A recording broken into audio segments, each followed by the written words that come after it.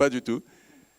Pas du tout. En fait, je vais faire juste deux remarques parce que mon ami Reda, merci hein, c'est toujours très très inspirant, très intéressant d'entendre. Mais je me suis senti interpellé à un certain moment, très directement, parce que c'est moi qui ai fait l'affiche de Science Week. Alors, je t'explique. Il n'y a pas de fétichisme là-dedans. C'est même exactement le contraire. Qu'est-ce que j'ai dit au graphiste? J'en profite, je ne sais pas si Fawzi, le graphiste, est dans le coin, je le félicite. En août dernier, quand j'ai donné le sujet Shaping the Future, je lui ai dit, écoute, dans Hamlet de Shakespeare, il y a un moment très intéressant. Il y a des fossoyeurs qui sont en train d'ailleurs d'avoir un dialogue assez extraordinaire. Et puis il y a Hamlet qui arrive. Il regarde les fossoyeurs et il voit un crâne. Et il prend le crâne et il dit au fossoyeur, et lui, c'était qui? Et les fossoyeurs disent c'était Yorick. Yorick, c'était le fou du roi, c'était le Joker. Maintenant, il était réduit jusqu'à un crâne. Et alors, tous les bons acteurs shakespeariens, Laurence Olivier par exemple, et bien d'autres, Gielgud, ils prennent toujours le crâne sur scène et ils le mettent en face d'eux. Et il y a un très beau monologue qui commence par Alas, poor Yorick. Hélas, pauvre Yorick. Et en fait, il parle au crâne. Il lui dit regarde tout ce que tu as été, tout ce que tu as ri, et regarde ce que tu es maintenant. Et c'était dans cette optique, j'avais dit à Fawzi le graphiste, prends Laurence Olivier avec son crâne, mais au lieu du crâne, tu mets un robot et tu mets nous en train de parler avec le robot. Peut-être qu'un jour, c'est nous qui allons l'enterrer, on lui dira hélas, pauvre robot. C'est peut-être lui qui va nous dire hélas, pauvre humain. Donc ça n'a vraiment rien à voir avec le fétichisme. Mais après, comme dirait Roland Barthes, l'image, le texte, ça t'appartient, tu en fais ce que tu veux et je te le cède avec amitié. Et je vais faire juste une autre remarque sur le professeur Lahire. C'est une coïncidence assez extraordinaire parce que vous avez cité le contrat social de Rousseau. Il se trouve que j'ai publié aujourd'hui à midi un article qui s'appelle Jean-Jacques Rousseau à Ben Guérir. On peut le trouver sur le 360.ma, je l'ai publié aujourd'hui. Et je parle justement du contrat social en disant c'est bien dommage que les gens ne comprennent pas le fond du contrat social qui consiste à dire on les forcera à être libres, c'est-à-dire que nous, ayant choisi la volonté générale, c'est que librement, nous avons choisi les lois. Donc celui qui viole la loi, en fait, il viole sa propre liberté. Et en le forçant à obéir à la loi, on le force à être libre. C'est le paradoxe du contrat social. Mais je vais vous dire une chose, je suis sûr que vous le savez, et je suis sûr que vous le savez et que vous avez quand même dit le contraire. Rousseau n'a jamais dit qu'un jour, des hommes s'étaient réunis autour d'une table. C'est ce qu'on appelle, alors c'est mon ami Souhel va comprendre l'allusion, Karl Marx parlait de la façon de découvrir les choses et de la façon de les exposer, qui sont deux façons différentes. Rousseau avait imaginé le contrat social, mais évidemment, pour l'exposer, il donne l'impression qu'un jour, des gens qui étaient dans une horde sauvage, tout à coup, vers 6 heures du soir, ils se sont mis d'accord et ils ont signé chacun un contrat social. Non, c'est juste une forme d'exposition d'un concept, et vous le savez très bien. Merci, Nick. Non, mais juste un point, c'est que le problème, c'est l'usage qu'on en fait. Et que quand je vois dans les cours de première année de sociologie en France, des gens repartir du contrat social, etc., comme si, en niant juste la connaissance de ce que sont les humains comme primates immédiatement sociaux, je me dis qu'il y a mieux que Rousseau pour arriver à comprendre que nous sommes sociaux dès le départ, etc., et que en ça, nous ne sommes pas différents des autres grands singes et tout ça. Mais c'est pas de la faute à Rousseau. Mais nous avons une question ici, oui. Oui. J'ai deux questions. Je commencerai par la première. Merci d'abord pour toutes ces présentations riches et diversifiées. J'ai une question tout d'abord pour Monsieur Bernard Lahire. Je suis très contente de vous avoir parmi nous. Alors, ça fait 1 an, j'ai lu votre livre, 900 pages. Ça m'a pris 3 mois. 3 mois. Merci. Et avec beaucoup de post-it. Et alors, tout de suite, je me suis dit, oulala, il est en train de biologiser le social. Oulala, il va y avoir de la polémique, il va y avoir du débat. Je n'en ai pas vu. Pas, en tout cas, pas comme je... Enfin, en lisant, il y avait quand même pas mal de barrières qui ont été déconstruites. Et ma question, elle est typiquement interdisciplinaire. Je ne vais pas rentrer dans le contenu parce que c'est quand même tellement immense, tellement énorme. C'est pour, je pense, une première fois qu'on assiste à une destruction du mur entre les sciences sociales et la biologie, dans cet effort d'aller vers la construction d'un paradigme de loi fondamentale à tirer des sciences sociales qui, selon Weber, en fait, c'est des sciences qui bougeaient tout le temps et qu'il était impossible d'en tirer des lois fondamentales.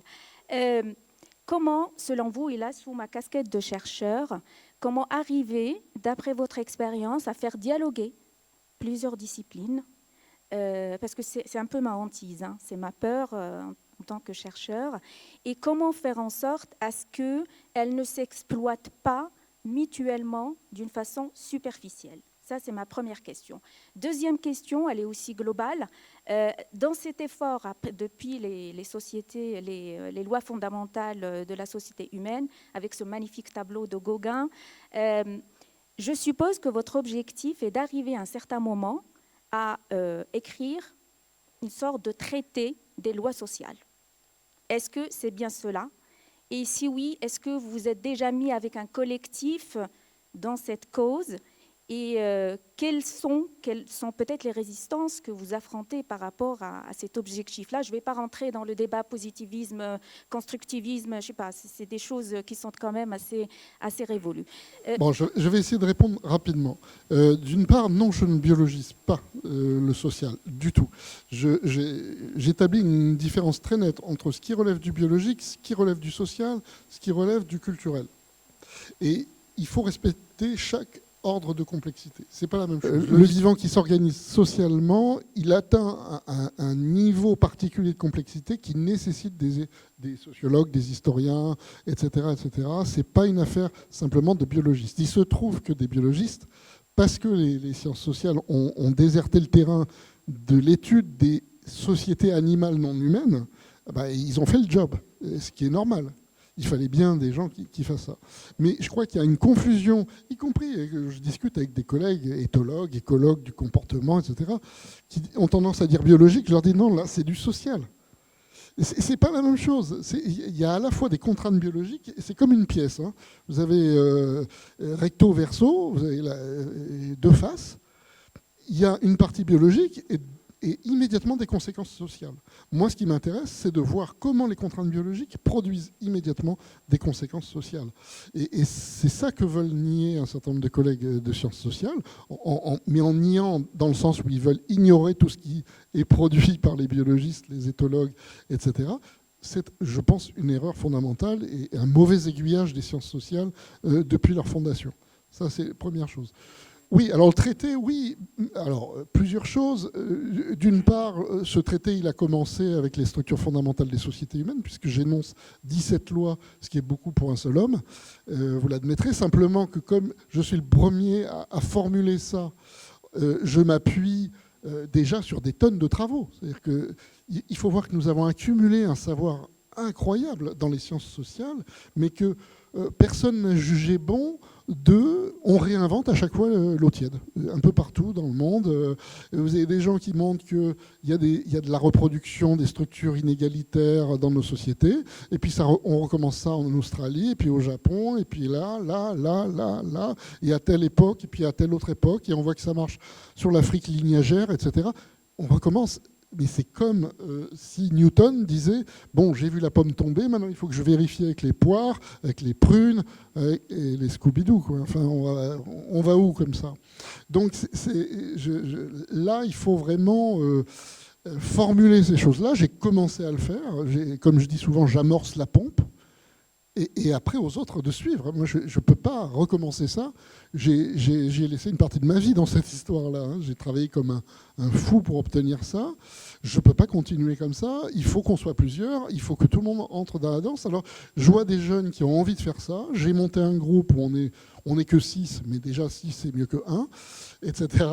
On avance progressivement et j'essaye de créer un institut de sciences sociales du vivant pour qu'il y ait des doctorants, des post-docs, etc., que des gens s'emparent de ça. Et je dis ça aux jeunes parce qu'il y a vraiment une aventure qui est grande. Souvent, mes collègues physiciens, tout ça, disent bon, on est complètement accablé parce que depuis Einstein, depuis la mécanique quantique, etc., on se dit qu'est-ce qu'on va pouvoir inventer, qu'est-ce qu'on va pouvoir changer, à quel moment. Il a fallu attendre entre Newton et Einstein quand même longtemps, quoi. Donc il y a une aventure dans les sciences sociales et je trouve ça passionnant parce qu'il y a beaucoup de choses à découvrir et j'espère bien que ça le fasse. Et puis l'autre question... Oui, l'interdisciplinarité, déjà, moi, je montre dans mon livre. C'est-à-dire que moi, je vois plus... Je suis sociologue. Vraiment, fondamentalement, je suis resté sociologue. Je m'intéresse aux structures sociales, aux rapports sociaux, à tous les phénomènes sociaux possibles. Quand je lis des préhistoriens, moi, je n'ai pas l'impression de sortir de ma zone de confort ou de compétences. Quand je lis des éthologues qui travaillent sur les structures sociales, je retrouve la même chose.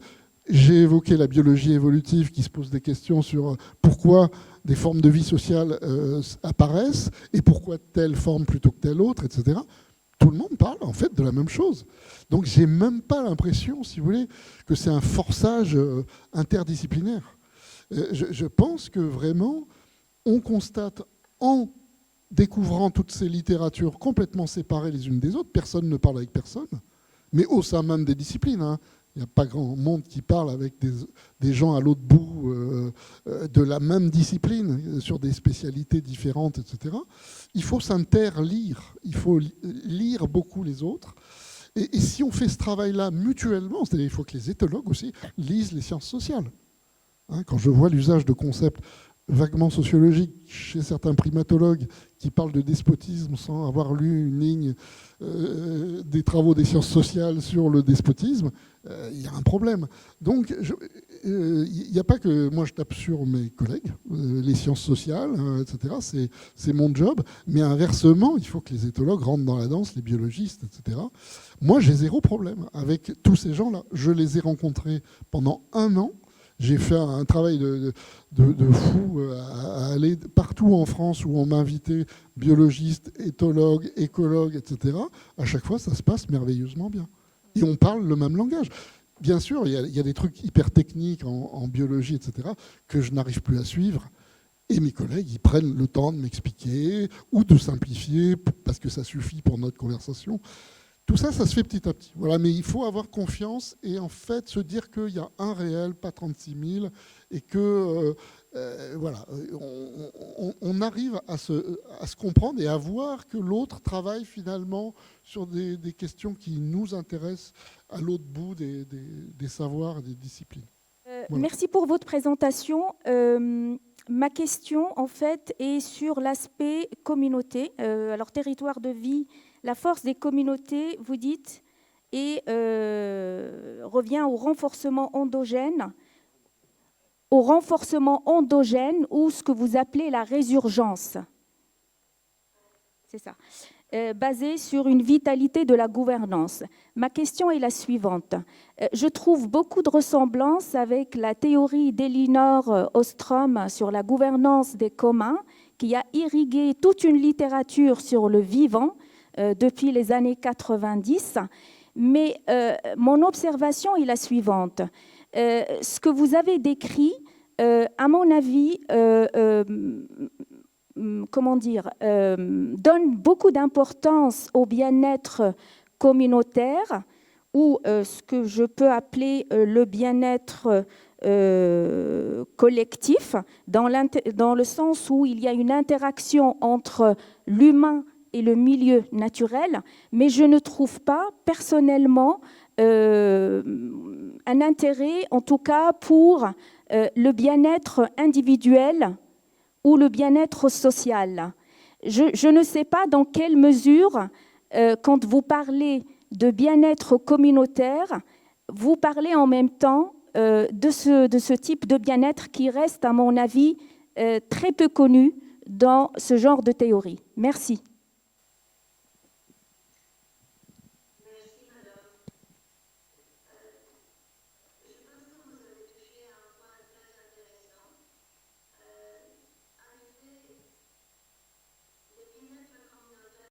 C'est quelque chose que, comme le territoire de vie, est plutôt invisible aujourd'hui. Nous parlons tous beaucoup de bien-être individuel et en plus, nous attribuons beaucoup d'importance aux questions économiques et matérielles. Par contre, j'ai l'impression que dans plusieurs communautés du monde, on a eu tout un tas de différentes valeurs qui, je ne dis pas qu'ils sont plus ou moins importants, hein, c'est pour chacun de nous de faire la différence, mais ils sont plutôt invisibles aujourd'hui. Et peut-être, c'est une question à nous poser, peut-être si nous donnons un peu plus de valeur à ces aspects communautaires, ce que Reda venait avant de mentionner un peu sur la question de solidarité dans le temps et l'espace qui est mentionnée par No Limits to Learning. Cette notion de solidarité, si c'était plus intégrée dans notre vie, peut-être ça nous ferait comprendre mieux ce que ça veut dire bien-être communautaire. Et c'est une dimension de vie, comme les autres. Hein. J'aime beaucoup la dimension individuelle. Je pense qu'il y a aussi des dimensions sociales très importantes. Si on va voir un beau concert de musique, on peut rester dans 2-3 heures dans une dimension du social énorme. Peut-être monsieur qui vient de nous expliquer beaucoup de ces phénomènes sociaux. Mais j'ai l'impression aussi que si nous apprenions un peu mieux à vivre en communauté, nous pourrions apprendre d'autres types de valeurs et encore peut-être, hein, c'est à tous de voir, ces valeurs pourraient nous aider un peu plus à faire face aux défis. Reda venait de parler aussi. J'espère que je vous ai répondu un tout petit peu. Merci. Merci beaucoup, hein, vraiment. Moi, j'ai passé un après-midi formidable. Hein. Merci Reda pour cette organisation. Merci surtout à Fouad pour l'organisation de toute cette semaine. Et très honnêtement et très sincèrement, je suis vraiment fier d'un partenaire à cet écosystème qui rend ces choses possibles. Bon, maintenant, je reviens à ce voyage de 4,5 milliards, hein, donc, qui se termine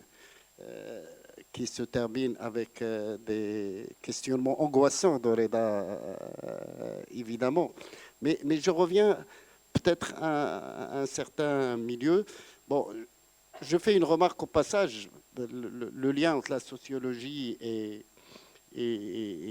la vie, enfin, et la biologie est ancien. Hein. Quand on lit Introduction à la médecine expérimentale, Claude Bernard parle beaucoup de la vie, de l'humain et comment tacler les questions médicales à partir des problèmes sociétaux. Donc, tout à l'heure, M. Lahire, vous avez évoquer certaines caractéristiques hein, de cet animal humain dont la viviparité, c'est ça, mais vous n'avez pas parlé, et c'est un trait commun, en tout cas aux trois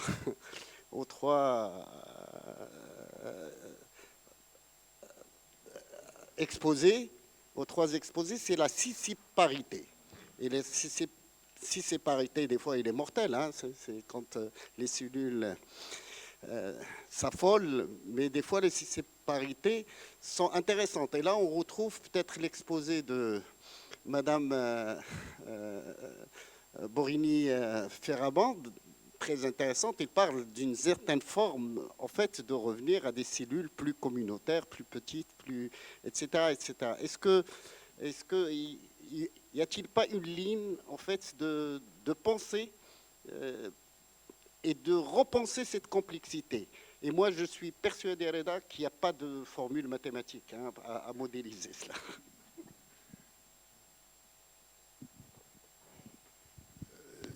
Tu me poses une question ardue, mais je n'ai pas vraiment d'éléments de réponse à ce point que tu viens de soulever. Donc, très humblement, peut-être je peux... Abder, si tu... C'est vrai. Ouais, voilà, il me bazarde la patate chaude. Non, mais que dire par rapport à ça, c'est moi j'apprends, hein, sincèrement, c'est la preuve. J'étais invité à d'autres réunions ou meetings autour de la philosophie ou autour des histoires des sciences, mais sociaux, c'est la première fois et j'apprends énormément avec vous, hein. Alors, ça ne veut pas dire que je comprends tout, hein, mais j'essaye au mieux que je peux parce que je suis qu'un pauvre petit géologue, hein. Non, mais que dire, moi, par rapport à mon niveau, moi, ce que j'apprécie dans tout ça, de ce que j'ai compris à mon niveau, et je suis un fan de la pluridisciplinarité. Alors, moi, je suis quelqu'un qui croit à 200%, j'ai toujours fonctionné comme ça. Je n'ai jamais fait autrement. Pourquoi ? Parce que quand j'étais petit en thèse, mon directeur de thèse à l'époque me disait écoute, Abder, il faut avoir plusieurs cordes à ton arc, et comme ça tu pourras t'en sortir. Il avait bien raison, que Dieu ait pitié de son âme, Hervé Chamelet. Et c'est pour ça que je me suis toujours adressé à des gens qui travaillent sur autre chose que les miennes. Et en plus, maintenant, je traverse les... Alors, je me permets quand même de transgresser sur les sciences sociales, la philosophie, parce que ça m'apprend aussi des choses sur notre façon, notre vision des choses, et on peut se retrouver sur un tas de trucs. Après, moi, sur les discuter ou répondre à des questions qui sont purement sociales, je serais passé pour un imposteur, hein, parce qu'il y a quand même les gros calibres sont là pour répondre à ça. Mais moi, ce que je peux dire par rapport à l'histoire du vivant, si je veux revenir à mon précaré ou ma zone de confort, ce qui est très surprenant quand on est sur le terrain, voilà, c'est ça qui est important, ce qu'on montre lors d'une conférence, et c'est un résumé, hein, c'est simple voilà. Mais quand on est sur le terrain et on est pour longtemps, et vous savez ce que c'est, hein, quand vous y allez année après année, ça fait 15 ans maintenant que je vais là-bas, et vous voyez un petit peu comment le vivant se comporte, c'est incroyable. Et moi je vois, sincèrement, hein, je vois une solidarité entre ce vivant primitif, hein. On est vraiment dans les prémices de la pluricellularité, de la complexité, et on voit différentes formes, différents trucs, et tout ça ensemble, ils ont besoin d'être ensemble. C'est invraisemblable, hein. C'est pour ça qu'on les a appelés Joining, enfin quand on a eu c'est Nature qui a décidé pour ce titre, c'était Joining Forces. Joining Forces, c'est à la fois les cellules qui ont décidé de joindre leurs forces parce que l'oxygène arrive et ça change tout, mais en même temps, quand on regarde sur une plaque d'un demi-mètre carré, un demi-mètre carré, on a à peu près 40, 50, 60 spécimens, les uns à côté des autres. Et donc, moi, je les ai emmenés à Poitiers. Enfin, voilà, on les a. Ils sont d'ailleurs, vous êtes les bienvenus à Poitiers si vous voulez visiter cette belle collection. On fera un jour une exposition ici, n'est-ce pas, Reda, hein, et on en a fait une à Rabat, chez les collègues de Rabat. Donc, en fait, le côté social de la vie, c'est invraisemblable. Il y a une histoire de communication entre le vivant. Et là, je viens de découvrir, et ça c'est tout nouveau, je ne l'ai même pas encore publié, rien du tout, la dernière mission, hein, je vous parle de la dernière mission 2024, juin 2024, parce qu'on y va tous les ans. Et je découvre un truc qui est incroyable. Je n'ai jamais vu ça, hein. C'est la vie, c'est comme ça, on ne voit pas tout, c'est comme ça le terrain. On voit que, en fait, quand vous avez un spécimen A qui se développe, qui prend de la place, il est assis sur une zone où il y a à manger. Il y a des éléments nutritifs. Le spécimen B qui va se mettre sur une zone B, il va commencer à manger. Celui qui va avoir plus à manger, il va prendre de la place. Il va tellement prendre de place qu'il va pousser sur l'autre. Et pendant longtemps, nous, on a cru que les deux, ils étaient un seul et unique spécimen. Mais en fait, non. Alors, il y a de l'altération parce qu'il pleut beaucoup, il y a de l'oxydation, etc. Donc, on arrive à les décoller. Et cette année, à notre grande surprise, on voit qu'en fait, évidemment, ils ont besoin d'être ensemble. Mais quand il s'agit de nourriture et de développement, voilà, après, on n'a plus envie on s'en fout du voisin, et on grossit. Donc, ce que je veux dire par là, c'est qu'on est à 2 milliards. Hein. On n'est pas, on est en train de... Voilà, c'est ça que je trouve intéressant. Donc, le vivant, c'est comme disait, hein, l'occupation de l'espace, du temps, etc. Mais je me demande, je me pose la question, elle est philosophique, est-ce que vraiment il n'y a pas une espèce de mémoire génétique ? Parce que la question, elle est là. La vie se développe, elle émerge, elle disparaît. 1 milliard d'années plus tard, il y a une autre forme de vie qui réapparaît. Est-ce que la vie fait marche arrière ? Non. La vie, elle voit toujours vers en avant toute, mais en gardant en mémoire ce qui s'est passé avant. On ne va pas faire marche arrière, hein. Donc l'évolution, c'est ça. Voilà, tout simplement. Mais j'avais presque une question pour toi, en fait. Mais tu viens d'y répondre. C'est-à-dire qu'en fait, la question, c'était de savoir si ces formes de vie sociale, elles se voient d'emblée, mais même chez les unicellulaires. Avant même les multicellulaires, on voit bien que les bactéries, elles ont déjà des formes d'agrégation pour se défendre, etc. Et voilà, mais tu as commencé à y répondre, quoi, pour dire qu'il y avait que tu voyais des groupes et pas des êtres isolés. Juste un complément, le plus spectaculaire, c'est les amibes. Les amibes, c'est extraordinaire, c'est des cellules eucaryotes, c'est unicellulaire. Les amibes, on en parlait hier soir, en fait, en période de stress environnemental, ils forment un seul et unique spécimen. Au début, ce sont des cellules individuelles séparées, mais dès qu'il y a un stress, un manque d'oxygène, un manque d'éléments nutritifs, elles se mettent ensemble et elles bougent. Elles bougent pour chercher de l'oxygène, elles bougent pour chercher de la nourriture, etc. À partir du moment où les conditions redeviennent, j'allais dire, entre guillemets, propices à la vie, hop, ça se sépare, ça fait sa vie, etc. En période de stress, on se met ensemble. Et c'est des amibes qui sont les représentants eucaryotes les plus primitifs qui peuvent exister et qu'on peut évidemment les comparer avec, allez, on va dire l'actuel. Dire est quelque chose de tout à fait important. Il y a des passages de l'état individuel, de l'état solidaire, à des états dans lesquels les individus ont des comportements, de relations entre eux. Ce sont des états grégaires. Nous avons d'ailleurs au Maroc une espèce vivante qui passe de l'un à l'autre et qui ne construit pas de société, mais un état grégaire. C'est des animaux qui changent leur corps. Au lieu d'être de couleur verte, quand ils deviennent grégaires, ils deviennent bruns. Au lieu d'être petits, ils deviennent grands. Et au lieu d'être isolés, ils partent souvent avec 20 milliards d'individus. J'ai vu ça il n'y a pas très longtemps dans Jebel Saro. Et ils partent et ils traversent le Sahara pour aller autrefois jusqu'en Europe. C'est l'Ocusta migratoria qui a cette possibilité de passer d'un état à un autre état. Il ne construit pas de société, pour autant. Mais il y a plusieurs centaines, il y a plus une centaine de millions d'années, nous avons des individus qui ont construit des sociétés. Et c'est tout le groupe des hyménoptères sociaux, c'est le groupe des termites. Ils ont inventé, d'une part, l'agriculture, ils ont domestiqué des espèces autres que la leur. Les termites cultivent des champignons qu'ils transportent lorsqu'ils créent d'autres. Ils ont domestiqué d'autres animaux que ceux de leur propre société.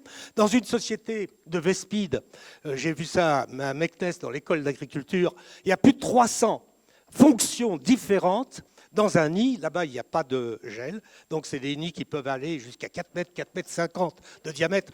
Impossible en Europe, puisque nous avons des gels tous les hivers et la totalité du nid, sauf les femelles qui vont reproduire les nids l'année suivante survivre.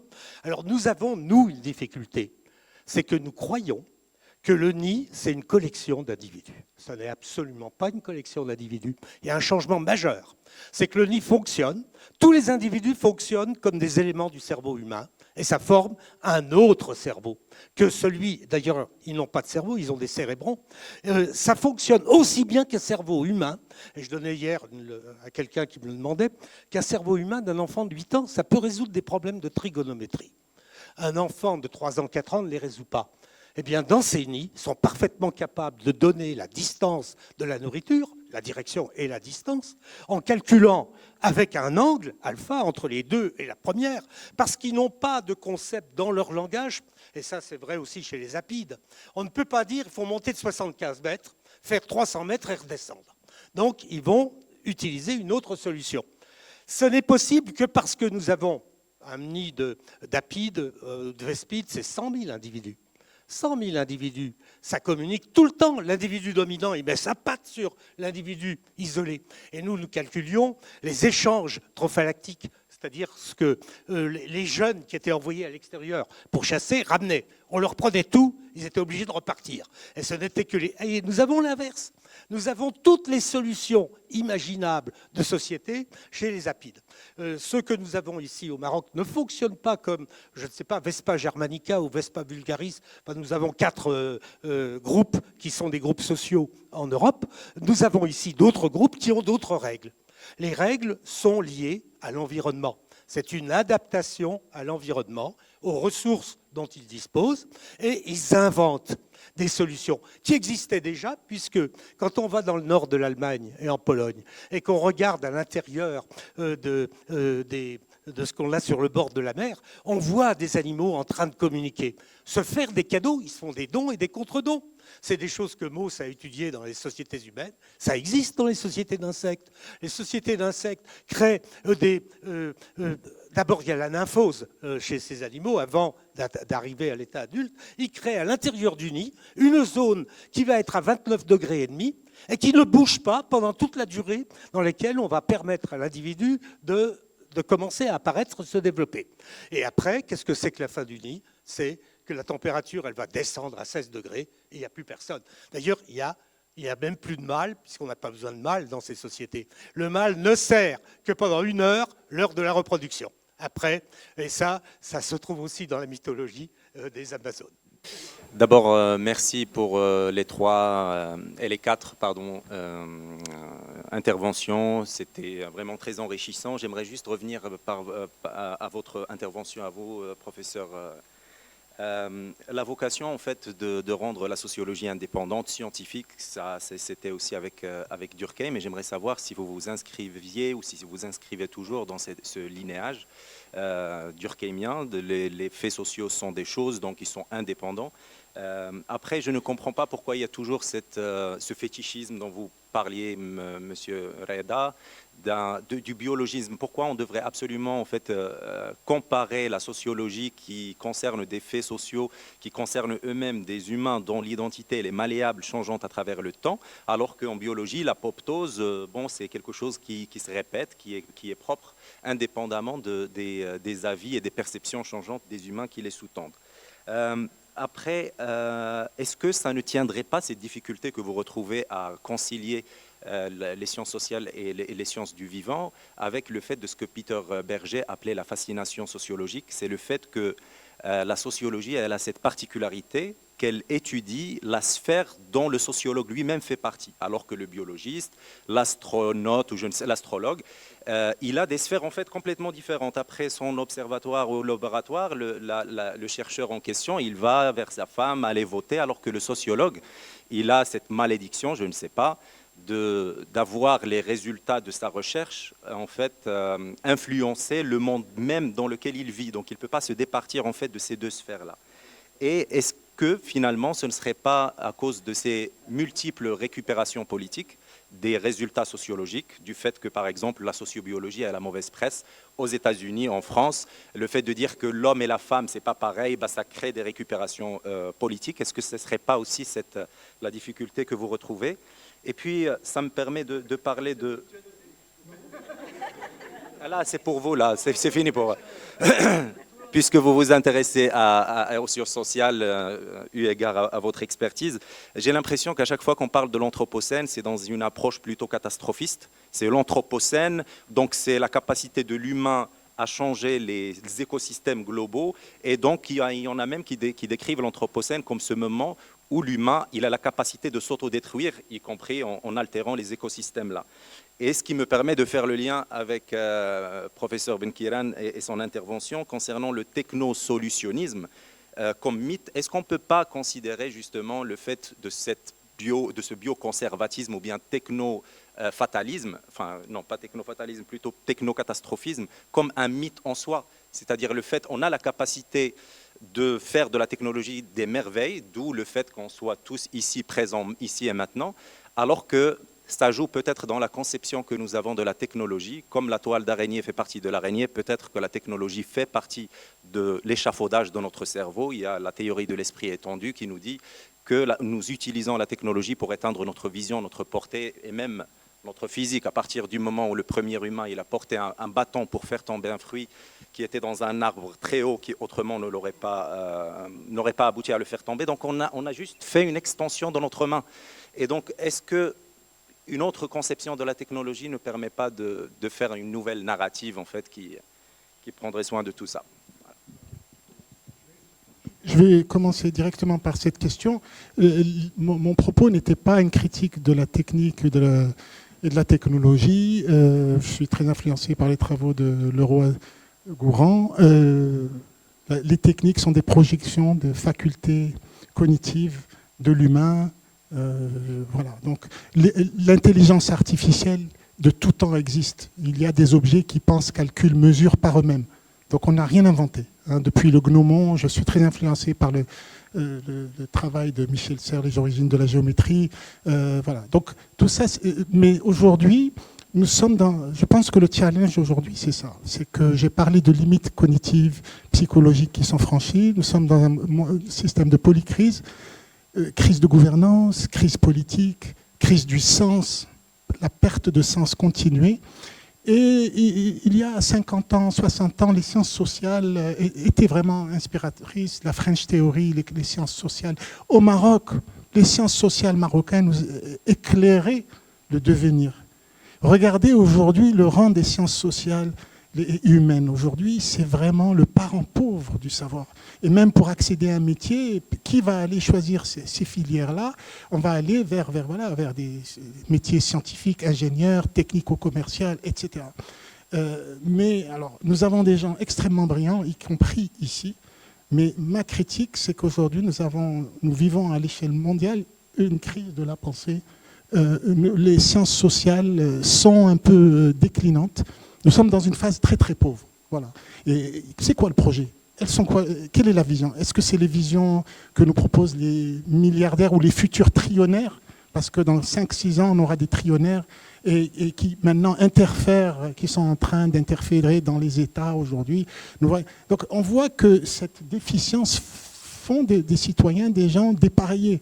Je vais le dire très franchement, un des premiers contacts, les jeunesses aujourd'hui au Maroc, je parle du Maroc, vous avez des gens extrêmement bien formés sur le plan des savoirs pratiques. Mais dès que vous leur posez une question sur le pouvoir, sur Dieu, sur la sexualité, sur la philosophie, c'est la fêlure du jeu. Ils ne peuvent pas. Et nous avons perdu cette capacité d'une culture citoyenne qui s'arme des sciences, des techniques, des savoirs de notre temps, mais aussi de ce qui fait l'humain, la culture. Et donc c'est profondément la mission de la chère complexité humanité, c'est de faire ce lien, parce que nous pensons que la complexité triomphe dans l'humain et dans les sociétés, que ce n'est pas forcément algorithmique ou mathématisable, et que je voudrais mettre en garde contre cette vision un peu enchantée de la technologie, nous avons fait l'expérience des technocrates. Nous avons fait l'expérience de gens qui sont venus au pouvoir. En France, c'est un technocrate qui dirigeait. Regardez comme il est en train de détricoter l'État. Voilà. Donc c'est cette vision que l'on peut gérer une nation, un peuple comme une start-up nation. Vous voyez, je remets en cause cette vision. Je ne suis pas le seul. Moi, je pense que je parle... le sociologue, moi j'ai appris mon métier dans les bidonvilles de Casablanca, les pieds dans les immondices, mais c'est là où vraiment j'ai appris ce métier-là. Et je veux aussi que nous puissions porter la voix des sans-voix. Donc ça me semble imprécieux. Et donc la critique d'une vision un peu... voilà. Donc je ne pense pas que le catastrophisme vienne de la technologie. Je pense que cette idée de se projeter en Mars, que les milliardaires veulent aller sur Mars, c'est aussi une manière de fuir nos réalités. Voilà. Tu te rappelles de ta question? À peu près. Oui. Ah oui, c'est concernant l'Anthropocène. Alors, dommage, hein, sincèrement dommage. J'aurais bien aimé présenter, parce que j'ai vu ce qu'il a présenté mon ami, et franchement, on aurait pu se compléter. Et voilà, et j'ai pas eu le temps. Et alors, il y a une courbe que je voulais montrer, il y en avait plusieurs, qui était très simple d'ailleurs, et c'est là où il y a le débat par rapport à l'Anthropocène. Cette courbe, elle montre, si on prend que le CO2, hein, gaz à effet de serre, on voit qu'elle est assez stable. Et puis, petit à petit, elle commence à monter. Et puis, comme par hasard, révolution industrielle, pouf, ça commence. Hein. Puis ça monte. Et on voit en 1950, premier essai nucléaire, ça continue à monter. Il n'y a pas de lien entre les essais nucléaires de 1950 et l'augmentation de l'effet de serre, mais on commence à mesurer dans l'environnement tout ce qui est lié à l'explosion des bombes nucléaires et des essais qui ont eu lieu à l'époque. Mais en fait, quand on parle de cette montée de CO2, la question qui est, est-ce que c'est nous? Bien entendu, je pense que c'est nous. Mais en fait, il y a une autre voie. En 2024, il y a Nature qui est sorti et il dit que les chercheurs ne croient absolument pas à l'Anthropocène. Donc en fait, ils essaient d'enlever ce côté anxieux de nous, des populations, pour dire non, mais regardez. Et donc en fait, qu'est-ce qu'ils font? C'est simple. Hein. Ils descendent plus bas dans le temps, donc ils vont vers le Moyen-Âge, ils vont vers des périodes très anciennes, ils vont même au Paléolithique, et puis ils disent, regardez les courbes de température de l'époque. Ils faisaient comme ça. Et donc il y a des moments où l'Europe était complètement plongée, on appelle le petit âge glaciaire au Moyen-Âge. On a une période où l'Europe était, une grande partie de l'Europe était dans le noir, parce qu'il y a des volcans qui ont explosé à droite et à gauche. Donc ils disent, attention, Alors attention, moi je ne veux pas paraître comme quelqu'un qui est climato-sceptique. Pas du tout, je suis un scientifique, je suis pour le débat. Qui a raison, qui a tort, je n'en sais rien. Je dis juste qu'il faudrait regarder d'abord les données, les faits rien que des faits, et surtout, On a beaucoup parlé de la gouvernance, ça c'est hyper important. Se méfier un tout petit peu de certains politiques quand ils parlent de choses qu'ils ne connaissent pas. Ça, c'est une première chose. Autre chose, je crois que je ne vais pas faire plaisir aux journalistes, et pourtant je les aime bien. Parfois, certains journalistes, il y a un peu d'exagération. Pourquoi? Parce qu'on a envie de jouer sur le sensationnel. Et puis, tous les jours, aujourd'hui, si vous regardez France 2, à la fin de chaque journal météo, vous avez un truc qui s'appelle météo climat. C'est très bien, c'est parfait. J'aurais aimé qu'il soit un peu plus pédagogique que ça et un peu moins anxieux que ça, parce que parfois on a l'impression qu'on pousse trop le bouchon. Donc il faut faire très attention. Oui, qu'il y ait un impact de l'homme sur l'environnement, ça c'est indiscutable, mais en même temps, il faudrait qu'on essaye de réfléchir à des solutions, et tout à l'heure Eda il a évoqué pas mal de sujets, et aussi le débat. Donc il ne faut pas rentrer dans le fatalisme. Moi je ne suis pas un fataliste du tout, je pense qu'il y a moyen de freiner, il y a moyen de faire quelque chose, à condition qu'il y ait une concertation globale. La technologie ne va pas tout résoudre. Je suppose que tu avais une question. J'avais une réponse surtout, plutôt qu'une question. Très courte. Bon, ben voilà. Quand même, un mot, vous m'avez demandé est-ce que vous inscrivez toujours dans la démarche de Durkheim. Alors il faut savoir que Durkheim croyait en la possibilité de formuler des lois. Donc là, je suis absolument d'accord avec lui. En même temps, c'est lui qui a dit clairement, mais il n'y avait pas d'éthologie à son époque. Il y avait des zoologistes, il y avait des botanistes, il y avait etc. Mais bon, il ne pouvait pas s'appuyer sur tous les travaux qui ont été menés depuis. Or, il a dit, bon, bah voilà, les animaux, c'est l'instinct. Nous, la spécificité, c'est l'apprentissage, la culture, etc. Donc, légitimement, on peut séparer les deux. Et donc, le règne animal, on s'en fiche, on le met de côté. Et voilà. Cette partition nature-culture, inné-acquis, etc., est tombée. Ça n'a pas de sens. On sait très bien que même nos solutions culturelles sont des produits de l'évolution. Donc, ça n'a pas de sens d'opposer des choses qui sont en interaction. Et aujourd'hui, j'ai des collègues en anthropologie génétique qui travaillent sur des modèles de coévolution gène-culture. La culture, en retour, a des effets sur nos gènes, et ainsi de suite. Vous changez les règles d'apparentement, de mariage, etc., et vous changez la diversité génétique. Bon, donc il y a des tonnes de choses qu'on apprend aujourd'hui à connaître. Ça fait tomber nature-culture. Et c'est pour ça que je ne comprends pas que vous ayez dit, là, je vais terminer par un point polémique, je suis désolé. Non, mais pas polémique, mais vous avez dit, c'est fétichiste peut-être d'aller voir du côté de la biologie. Si, vous avez parlé de fétichisme pour la biologie. Oui, mais vous avez dit pourquoi on va chercher du côté de la biologie, pourquoi ça. Et vous avez parlé de fétichisme, je l'ai entendu. Bon, c'est pas grave. Mais c'est juste, pourquoi fétichisme? Pourquoi fétichisme? Moi, je dis juste, je donne pas les clés de la compréhension des sociétés humaines aux biologistes. Je dis, si on lit les biologistes, on se pose plus tout à fait les mêmes questions. Quand vous apprenez que dans les sociétés animales non humaines, il y a des phénomènes qui sont tout à fait analogues à ceux que nous connaissons, ça vous interroge. Par exemple, cette idée que tout serait culturellement construit, en fait, pour utiliser les termes adéquats, tombe. Parce que non, c'est pas que des affaires culturelles, c'est des affaires de contraintes sociales qui sont liées à des contraintes biologiques. D'accord, donc merci. Tout d'abord, je tiens à féliciter et remercier les organisateurs de cet événement. J'ai une petite question, je veux une réponse très courte. Ça veut dire, qu'est-ce que vous pensez de social simulation ou la simulation sociale dans votre théorie vers une science sociale du vivant, en utilisant social simulation aussi comme paradigme en sciences sociales, au lieu des approches classiques, l'induction et la déduction? Eh bien, j'avoue ma totale ignorance sur ce dont vous parlez. Mon collègue vient de m'expliquer que c'était une théorie particulière. Je ne la connais pas. C'est un nouveau paradigme qui permet de tester facilement des hypothèses qu'on ne peut pas tester sur la réalité. Aussi, donc, dans votre approche, vous avez parlé de la sélection naturelle et vous avez oublié kin selection, group selection, multi-level selection aussi. Donc, ce sont des formes qui permettent l'évolution de la coopération. Et on le retrouve dans plusieurs sociétés, que ce soit animales, que ce soit humaines. Une autre chose pour le professeur Albani, donc ce n'est pas une question juste, pour moi c'était la crise de l'anthropocène, pour moi c'était une conséquence de la révolution industrielle. C'était pour moi, mais vous avez expliqué ça peut être aussi pour la dynamique des dynamiques naturelles au lieu des dynamiques sociales, ça peut être aussi. Les deux peuvent intervenir, mais on est à l'abri de rien. Donc pour Reda, donc la crise de l'anthropocène, donc pour moi les lignes futures évolutives de l'humanité, pour moi je crois en 3 lignes évolutives futures. La première, c'est la perpétuité de la globalisation capitaliste, parce qu'il a démontré qu'il peut surmonter ces crises. La deuxième ligne, c'est l'hécatombe écologique. La troisième ligne est une révolution, je dirais, post-capitaliste, dans laquelle ils vont émerger des modes de production, des comportements sociaux, avec une grande capacité de satisfaction et avec une capacité répressive qui est nulle.